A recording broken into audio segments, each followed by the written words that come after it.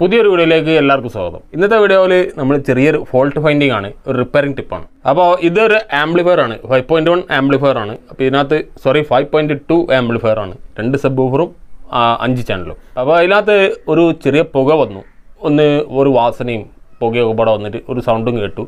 പിന്നെ അപ്പോൾ തന്നെ നിർത്തി വെച്ച് പിന്നെ ഓൺ ചെയ്തപ്പോൾ ഇത് വർക്ക് ചെയ്യുന്നുണ്ട്, പക്ഷേ പുക ഒന്നും എവിടുന്നാന്ന് കാണില്ല എന്ന് പറഞ്ഞിട്ടാണ് ഇത് സർവീസിനോട് വന്നത്. അപ്പോൾ പുക ഒന്ന് എവിടുന്നാന്ന് നിങ്ങളത് നോക്കുക, നിങ്ങൾക്ക് കാണാൻ പറ്റുന്നുണ്ടാവും. ശരിക്കും നമുക്ക് കുറച്ച് എക്സ്പീരിയൻസ് ആയി കഴിയുമ്പോൾ പെട്ടെന്ന് കാണാം. പക്ഷേ അതല്ല, എക്സ്പീരിയൻസ് ഇല്ലാത്ത ഒരാളാണ് നിങ്ങളിപ്പോൾ ഒരു റിപ്പയറിങ്ങോ സർവീസിങ്ങോ പഠിക്കുകയാണ്, നിങ്ങൾക്ക് അതിന് ഇൻട്രസ്റ്റ് ഉണ്ടെങ്കിൽ നിങ്ങൾക്ക് ഇതിൽ ഫോൾട്ട് ഫൈൻഡ് ചെയ്യുക എന്ന് പറഞ്ഞാൽ ഭയങ്കര ഇൻട്രസ്റ്റിംഗ് ആയിരിക്കും, ഭയങ്കര താല്പര്യമായിരിക്കും. പക്ഷേ നിങ്ങളൊന്നും കാണുന്നുമില്ല. അപ്പോൾ ഇതിൽ എന്തെങ്കിലും മാറ്റം കാണുന്നുണ്ടോ എന്ന് നോക്കുക. ഞാനൊരു ചെറുങ്ങനെ ഇതിനൊരു പാൻ ചെയ്ത് കാണിച്ചു തരാം. എല്ലാവരും ശ്രദ്ധിച്ച് നോക്കിക്കോളൂ. ഇത് വർക്കിംഗ് ആണ് സംഭവം. ആംപ്ലിഫയർ എല്ലാ സെഷനും വർക്ക് ചെയ്യുന്നുണ്ട്, ചെറിയ ആ ഒരു നോയ്സ് മാത്രമേ ഉള്ളൂ. ഇത് 2 സബിൻ്റെ ബോർഡാണ്, ഇത് സബ് വൂഫർ ഫിൽറ്ററാണ്. അപ്പോൾ ഇത് ചാനൽ TDA 2030 ആണ് ചാനൽ. ഇതിനകത്ത് ഒരു ഡിജിറ്റൽ ബോർഡാണ്.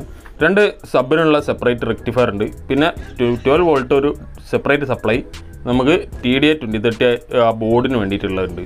ഒരു സ്പീക്കർ പ്രൊട്ടക്ഷനും പ്രൊലോജിക്കും എല്ലാം കൂടിയുള്ള ഒരു കൺട്രോൾ സെക്ഷൻ ഇവിടെ ഉണ്ട്. അപ്പോൾ ഇങ്ങനെയാണ് ഇപ്പോൾ ഇതിൻ്റെ അവസ്ഥ. അപ്പോൾ ഞാനിപ്പോൾ ഓൺ ചെയ്തില്ല, ഓൺ ചെയ്തിട്ട് ആ റിസൾട്ട് ഇപ്പോൾ നിങ്ങൾ കണ്ടുപിടിച്ചിട്ടുണ്ടാവുമെന്ന് വിചാരിക്കുന്നു ഏകദേശം. ഇല്ല, ഞാൻ മറ്റൊരു ആംഗിളിലൂടെ കാണിച്ചു തരാം. എന്താ കംപ്ലൈൻറ്റ് നിങ്ങൾക്ക് ഒറ്റ നോട്ടത്തിൽ കാണുന്നുണ്ടോ നോക്കുക. ഞാനിപ്പോൾ ഓൺ ചെയ്യാൻ പോണേ, അപ്പോൾ നിങ്ങളെല്ലാവരും ശ്രദ്ധിച്ച് നോക്കുക. ഇപ്പോൾ ഓൺ ചെയ്തിട്ടുണ്ട്, ഫാൻ കറങ്ങുന്നുണ്ട്. നമ്മളെ പ്രൊട്ടക്ഷൻ ബോർഡിലെ റിലേ ഓണായ സൗണ്ട് കേട്ട് ശ്രദ്ധിച്ച് നോക്കുക. പ്രത്യേകിച്ച് എന്തെങ്കിലും കാണുന്നുണ്ടോ നോക്കുക. അതായത് ഈ രൂപത്തിൽ നോക്കുമ്പോൾ കാണുന്ന ഒരു കംപ്ലൈൻ്റ് ആണ്. അപ്പോൾ നിങ്ങൾ ഈ ഫോൾട്ട് ഫൈൻഡിങ്ങും അതായത് ഇലക്ട്രോണിക്സ് റിപ്പയറിംഗ് ഒക്കെ പഠിക്കാൻ താല്പര്യമുള്ളവർക്ക് ഇങ്ങനെയുള്ള ഫോൾട്ട് ഫൈൻഡിങ് ഇൻട്രസ്റ്റിംഗ് ആവണം. അങ്ങനെയാണെങ്കിൽ മാത്രമേ നിങ്ങൾക്ക് ഇത് പഠിക്കുന്നതിൽ കാര്യമുള്ളൂ. ഇൻട്രസ്റ്റിംഗ് അല്ലാത്തൊരു ജോലി ചെയ്യുക എന്ന് പറഞ്ഞാൽ അത് ജീവിതത്തിൽ ഭയങ്കര ബുദ്ധിമുട്ടുള്ള കാര്യമായിരിക്കും. അതുകൊണ്ട് എന്തായാലും എല്ലാവരും ശ്രദ്ധിച്ച് നല്ലോണം നോക്കുക. എന്നിട്ട് ഇതിപ്പോൾ തന്നെ കണ്ടുപിടിച്ചെങ്കിൽ കമൻറ്റ് ചെയ്യുക. കാരണം പിന്നീട് റിസൾട്ട് അറിഞ്ഞിട്ട് കമൻറ്റ് ചെയ്യുന്നതിൽ വലിയ അർത്ഥമില്ല.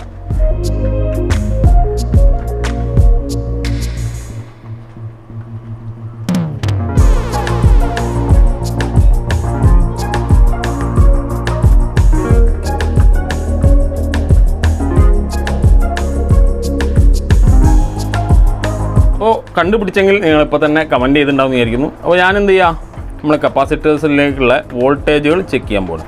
അപ്പോൾ ഒരു സെക്ഷനിലുള്ളത് -40, മറ്റേലേക്ക് +40, 41. അടുത്ത നമ്മളൊരു സെക്ഷനിലേക്കുള്ളത് 2 സബ് വൂഫർ ബോർഡ് ഉണ്ടല്ലോ. അപ്പോൾ അതിൽ 2ലേക്കും സപ്ലൈ വരുന്നുണ്ട്. അപ്പോൾ അതിലേക്ക് ഒന്നിലേക്ക് +40, ഇതിലേക്ക് -40. അപ്പോൾ പിന്നെ എവിടെയാണ് പ്രശ്നം? ഇനിയിപ്പോൾ ആ പുക വന്ന് എവിടെയാണെന്ന് കണ്ടുപിടിക്കാൻ നമ്മൾ ഒബ്സർവേഷനിൽ കിട്ടിയത് അതിനെ പരീക്ഷിക്കേണ്ടി വരും. അതായത് ഇതിപ്പോൾ ഒരു സസ്പെൻസുള്ള കാര്യമൊന്നുമല്ല, അത്ര ഭയങ്കരമായ ഒരു കംപ്ലൈൻ്റ് അല്ല. അതുകൊണ്ടാണ് ഞാനത് നിങ്ങൾക്ക് സിമ്പിളായിട്ട് കണ്ടെത്താനുള്ള ആ ഒരു മനോഭാവം ഉള്ളവർക്ക് അത് കഴിയട്ടെ എന്ന് വെച്ചിട്ടാണ്. അപ്പോൾ ഇവിടെ നിങ്ങൾ ഈ കപ്പാസിറ്റർ നോക്കുക. ഈ കപ്പാസിറ്ററിൻ്റെ ഇവിടെ ബൾജായിട്ട് വരുന്നുണ്ട്. അപ്പോൾ ഈ കപ്പാസിറ്ററിന് ലീക്ക് ചെയ്തിട്ട് വന്ന പുകയാണ് ഇതിൻ്റെ കസ്റ്റമർ നേരിട്ട് കണ്ടത്. ഇതിനൊക്കെ സപ്ലൈ വോൾട്ടേജ് ഒക്കെ വളരെ സെറ്റാണ്. ഇതിന് കപ്പാസിറ്റൻസ് അത്യാവശ്യമുണ്ട്, പക്ഷേ അത് പണിയായി വരികയാണ്. അപ്പോൾ അത് ഇവിടെ നോക്കുകയാണെങ്കിൽ ഞാനിവിടെ ഇപ്പോൾ തൊട്ട് നോക്കുമ്പോൾ ഈ കപ്പാസിറ്റർ നല്ല ചൂടുണ്ട്. ഇതിൻ്റെ ഈ ഏരിയ ഇവിടെ പൊളിഞ്ഞെടുക്കുകയാണ്. കാരണം അത് ഹീറ്റായിട്ട് ബൾജായിട്ട് പുറത്തേക്ക് എടുക്കുക. ഈ കപ്പാസിറ്ററിന് ഹീറ്റില്ല, ഇതിന് ഹീറ്റില്ല, ഒക്കെ നോർമലാണ്. പക്ഷേ ഇത് നല്ല കുറച്ച് നേരം വെക്കുമ്പോൾ തന്നെ പൊള്ളുന്ന രൂപത്തിൽ ചൂടാണ്. അപ്പോൾ ഇത്തരത്തിൽ പുറമെ ഒറ്റ നോട്ടത്തിൽ നിങ്ങൾ വിലയിരുത്താൻ പറ്റണമെന്നാണ് ഞാൻ പണ്ടേ പറയുന്ന ഒരു ടിപ്പ്. അതായത് നമ്മളൊരു സാധനം കയ്യിൽ കിട്ടിയാൽ അത് ഒറ്റ നോട്ടത്തിൽ എന്തെങ്കിലും നമുക്ക് പെട്ടെന്ന് നോട്ടീസ് ചെയ്യാൻ പറ്റാവുന്ന രൂപത്തിൽ എന്തെങ്കിലും ഡിഫക്റ്റ് കിടക്കുന്നുണ്ടോ എന്ന് കണ്ടെത്താണ് ഒരു ടെക്നീഷ്യൻ എന്ന നിലയ്ക്ക് എനിക്ക് നിങ്ങളോട് പറയാനുള്ള ഒരു ടിപ്പ്. അപ്പോൾ ഞാനിപ്പോൾ ഇവിടെ എന്താ ചെയ്യുന്നത് വെച്ചാൽ, ഞാനിപ്പോൾ തൽക്കാലം നമ്മുടെ ഇതിനകത്തേക്കുള്ള കണക്ഷനൊക്കെ കൊടുത്തിട്ട് നമ്മൾ ഈ കപ്പാസിറ്ററിൻ്റെ കണക്ഷനൊക്കെ ഇന്ന് കൊടുത്തിയെടുക്കുക. എന്നിട്ട് ഈ കപ്പാസിറ്റർ മാറ്റുക. വേറെ ഒരു തരത്തിലുള്ള ഒരു ഒപ്പിക്കലും ഇതിൽ നടക്കില്ല. അതായത് വേറൊരു കാര്യം കൂടി എനിക്ക് പറയാനുള്ളത് എന്താ വെച്ചാൽ, ഇങ്ങനെ ഡുവൽ സപ്ലൈയിൽ ഉപയോഗിച്ച ഹൈ വാല്യൂ കപ്പാസിറ്റർ ആണെങ്കിൽ അതിൽ ഒരെണ്ണം പോയിട്ടുണ്ടെങ്കിൽ അത് 2 പെയറായിട്ട് തന്നെ ഫുള്ള് മാറ്റിയിരുന്നതാണ് എൻ്റെ അഭിപ്രായം. ഞാൻ ചെയ്യുന്നൊരു രീതി. ഇതൊന്ന് പോയാൽ ഒന്ന് മാറ്റിയിട്ടാലും ഇത് വർക്ക് ചെയ്യും. പക്ഷേ യഥാർത്ഥത്തിൽ എനിക്ക് എൻ്റെ അഭിപ്രായത്തിൽ ഞാൻ നിങ്ങളോട് പറയുന്നത് എന്താണെന്ന് വെച്ചാൽ, ശരിക്കും 2 മാറ്റിയിടുക. ഇനി ഈ സെക്ഷനിൽ ഇപ്പോൾ ഒരു 4 കപ്പാസിറ്റർ ഉണ്ടെന്ന് വെച്ചോ, ശരിക്കും പറഞ്ഞാൽ 4 മാറ്റണം എന്നാണ് എൻ്റെ ഒരു അഭിപ്രായം. കാരണം അതാണ് അതിൻ്റെ പെർഫെക്ഷൻ ഏറ്റവും നല്ലൊരു പവർ സപ്ലൈ ചെയ്യണമെങ്കിൽ അതിനകത്ത് ആ ഫിൽറ്റർ കപ്പാസിറ്റർ എല്ലാം ഒരൊറ്റ ബാച്ചിൽ ചെയ്തായിരിക്കും. അതിൽ ഒരെണ്ണം പോകുന്നതൊക്കെ സ്വാഭാവികമാണ്, ഒരെണ്ണം എന്തോ ഒരു കാരണം കൊണ്ട് ഡിഫക്റ്റ് ആയിട്ടുണ്ടാവും. പക്ഷേ ബാക്കിയുള്ള എല്ലാത്തിനും അത് വരാനുള്ള ചാൻസ് വളരെ കൂടുതലാണ്. അതുകൊണ്ട് തന്നെ അത് എല്ലാം മാറ്റിയിടുക എന്നാണ് എൻ്റെ അഭിപ്രായം. ഞാനിവിടെ ഇപ്പോൾ ഇത് അയച്ചതിന് ശേഷം കാണിച്ചു തരാം.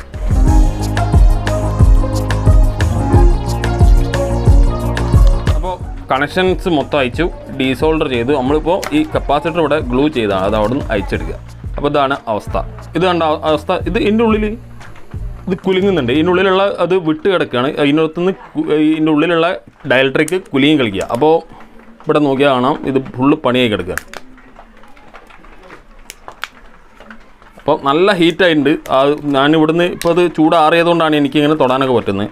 അപ്പോൾ ഇത് അത്രയും പൊള്ളിപ്പോയി, വളരെ സിമ്പിളായിട്ട് നമ്മളത് അയച്ചെടുത്താണ്ടില്ലേ. അപ്പോൾ അത്രയ്ക്കും ഇത് പണിയായിപ്പോയി. അപ്പോൾ ഇങ്ങനെ ഒറ്റ നോട്ടത്തിൽ നമുക്ക് ഒരു ഫോൾട്ട്, അതായത് ഒരു സർക്യൂട്ടിലെ ഫോൾട്ട് കണ്ടെത്താൻ കുറച്ച് കാലത്തെ നിങ്ങൾ എക്സ്പീരിയൻസ് കൊണ്ട് കഴിയും. ഇതൊരു വളരെ, അതായത് ഏറ്റവും സിമ്പിളസ്റ്റ് കംപ്ലൈൻ്റ് ആണ് ഒരു ഡിവൈസ്, ഇലക്ട്രോണിക് ഡിവൈസിൽ അതിൻ്റെ മെയിൻ ഫിൽറ്റർ പോകുക എന്ന് പറയുന്നത് ഏറ്റവും സിമ്പിളസ്റ്റ് കംപ്ലൈൻ്റ് ആണ്. അതൊക്കെ ശരിക്കും ഒറ്റ നോട്ടത്തിൽ തന്നെ കണ്ടെത്താൻ നിങ്ങൾക്ക് കഴിഞ്ഞാൽ നിങ്ങൾ പകുതി സക്സസ് ആയി, പകുതി വർക്കിൽ നിങ്ങൾ സക്സസ് ആയി. ബാക്കിയുള്ളതാണ് പിന്നീട് ബുദ്ധിമുട്ട് വരുന്നുള്ളൂ, അതായത് സർക്യൂട്ടിലുള്ളത്. അപ്പോൾ ഇത് മാറ്റിയിടുമ്പോൾ രണ്ടെണ്ണം മാറ്റണം എന്ന് പറഞ്ഞല്ലോ. നമ്മൾ രണ്ടാമത്തെ കപ്പാസിറ്ററും കൂടെ കൊണ്ട് പൊളിച്ചെടുക്കുക. അതും അവിടെ ഗ്ലൂ ചെയ്ത് വെച്ചേക്കാണ്. അപ്പോൾ ഇതേ ബാച്ചായിരിക്കാം സാധ്യത. ഇതും ഇതിൻ്റെ കൂടെ തന്നെ മാറ്റിയിടണം എന്നാണ് എൻ്റെ അഭിപ്രായം. നിങ്ങൾക്ക് ചിലപ്പോൾ ഇത് ഓക്കെ ആണ്, നല്ലതാണെന്നൊക്കെ തോന്നാം. പക്ഷേ എൻ്റെ അഭിപ്രായത്തിൽ ഞാനിത് ശരിക്കും പറഞ്ഞാൽ ഫുള്ളായിട്ട് മാറ്റിയിടും. അപ്പോൾ ഇതിലേക്ക് ഞാൻ ഇതേപോലെ തന്നെ ഞാൻ ഇപ്പോൾ പറഞ്ഞ പോലെ തന്നെ 2 കപ്പാസിറ്റർ പുതിയ വാങ്ങിയിട്ടുണ്ട്. ഇതാണ് സംഭവം. അപ്പോൾ ഇത് 10,063 ആണ് മറ്റേലുണ്ടായിരുന്നത്. അപ്പോൾ സെയിം ടൈപ്പ് തന്നെ 10,063 രണ്ടെണ്ണം വാങ്ങിയിട്ടുണ്ട്. അപ്പോൾ ഇവിടെ ഇതിപ്പോൾ ഒരു high quality high power capacitor ഒന്നുമില്ല. അതിനകത്ത് ഉണ്ടായിരുന്നതും ഈ ടൈപ്പ് തന്നെയാണ്, ഏകദേശം ഒരു ആവറേജ് കപ്പാസിറ്ററാണ്. അപ്പോൾ ഇതിൽ കൂടിയതും കുറഞ്ഞതും നോക്കുന്നുണ്ട്. നമുക്ക് നാട്ടിൽ കിട്ടുന്ന കപ്പാസിറ്റർ ഇതാണ്. അപ്പോൾ കിട്ടുന്നത് വാങ്ങാമെന്നല്ലാതെ വേറെ വഴിയില്ല, മറ്റൊന്നിനും വെയിറ്റ് ചെയ്യാനുള്ള ടൈമൊന്നുമില്ല. അപ്പോൾ OG കപ്പാസിറ്ററൊക്കെ ഏതാണെന്ന് നിങ്ങൾക്ക് അറിയാലോ. അപ്പോൾ നല്ല ടൈപ്പ് കപ്പാസിറ്റർ തന്നെ വാങ്ങിയിടുന്നതാണ് ഏറ്റവും നല്ല കാര്യം. അപ്പോൾ ഇത് നമുക്ക് കിട്ടാവുന്ന അത്യാവശ്യം നല്ല കപ്പാസിറ്ററാണ്. അപ്പോൾ ഇത് ഇട്ടിട്ടുണ്ടെങ്കിൽ നമ്മളപ്പോൾ ഈ ഡിവൈസിൻ്റെ ഈ ആംപ്ലിഫയറിൻ്റെ കംപ്ലയിൻറ്റ് ക്ലിയറായി. അപ്പോൾ ഈ വീഡിയോയിൽ ഞാൻ ഉദ്ദേശിച്ചത് എങ്ങനെയാണെന്ന് വെച്ചാൽ, നമുക്ക് ഒരു ഫോൾട്ട് ഫൈൻഡ് ചെയ്യുമ്പോൾ അത് ഏറ്റവും സിമ്പിളാക്കാൻ തന്നെ നിങ്ങൾ ശ്രമിക്കുക. അപ്പോൾ പറഞ്ഞ ആ ടിപ്പ് നിങ്ങൾക്ക് യൂസ്ഫുൾ ആണെന്ന് വിചാരിക്കുന്നു. കാരണം നമ്മൾ ഒരു ഫോൾട്ട് ചെക്ക് ചെയ്യുമ്പോൾ, ഒരു കാര്യം ഒരു സ്ഥലത്തേക്ക് നോക്കുമ്പോൾ അവിടെ എന്തെങ്കിലും ഇപ്പോൾ കരിഞ്ഞിനോ പൊട്ടിത്തെറിച്ചിനോ കത്തിക്കുന്നോ വിട്ട് കിടക്കുന്നുണ്ടോ പൊട്ടി കിടക്കുന്നുണ്ടോ, സാധാരണ ഒരു ഒറിജിനൽ ഒരു സാധനത്തിൻ്റെ ഒരു പാർട്ടിൻ്റെ സ്റ്റേറ്റിൻ്റെ മാറ്റം വന്നിട്ടുണ്ടോ എന്നുള്ള ഒറ്റ നോട്ടത്തിൽ അറിയാൻ പറ്റും. ഇതുപോലെ ഇപ്പോൾ ആ കപ്പാസിറ്റർ നിൽക്കുന്നതിൻ്റെ മുകളിൽ ആ ഷീൽഡ് ഇളകിയതുകൊണ്ടാണ് എനിക്ക് ശ്രദ്ധിക്കാൻ പറ്റി. അതല്ലെങ്കിൽ അവിടെ വോൾട്ടേജ് വരെ ചെക്ക് ചെയ്താൽ കറക്റ്റാണ്. അപ്പോൾ ആ സ്ഥിതിക്ക് ആ ഏരിയ ചിന്തിക്കുക പോലില്ല, അതേ മുന്നോട്ട് പോകും. അപ്പോൾ എന്താവും, കുറച്ച് കഴിയുമ്പോൾ ഈ കപ്പാസിറ്റർ ഇവിടുന്നാണ് പൊട്ടിത്തെറിച്ചു പോകും. അപ്പോൾ അവിടെ ബാലൻസ്, അതായത് ഡുവൽ സപ്ലൈയിൽ പ്ലസ് വോൾട്ടിന് കറക്റ്റ് ഗ്രൗണ്ട് കറക്റ്റായിട്ട് സപ്ലൈ വരും. മറ്റേതിൽ ഫിൽറ്റർ ചെയ്യാത്തൊരു സപ്ലൈ വന്നിട്ട് ഹൈ പവറിൽ ഈ ബോഡിയിൽ കൂടി സബ് ഔട്ട് കൂടി ഹമ്മിങ് വരും. അത് ചിലപ്പോൾ നല്ല സൗണ്ടിൽ വർക്ക് ചെയ്തുകൊണ്ടിരിക്കുമ്പോൾ പൊട്ടി കിടക്കുന്നതെങ്കിൽ അന്നേരം തന്നെ ചിലപ്പോൾ ആ ഹൈ പവറിൽ അത് വരുന്ന ആ ഡിസ്റ്റോഷനിൽ ക്ലിപ്പിംഗ് ഫ്രീക്വൻസി ഒക്കെ മാറി വന്നിട്ട് സബ് വൂഫർ പോകാനും ഔട്ട്പുട്ട് ബോർഡ് പോകാനും ഒക്കെ ഉള്ള ചാൻസ് കൂടുതലാണ്. അപ്പോൾ എല്ലാം കൊണ്ടും അങ്ങനത്തെ ആ പുക വന്ന പാട് അവരത് നിർത്തിയതുകൊണ്ട് വളരെ നല്ല കാര്യം. ഇല്ലാച്ചാൽ എല്ലാം പോയേനെ. ഏത് തരം ഡിവൈസ് ആയാലും അതിനെപ്പറ്റി അറിയുന്നവരെ കുറച്ച് പ്രയാസമാണ്.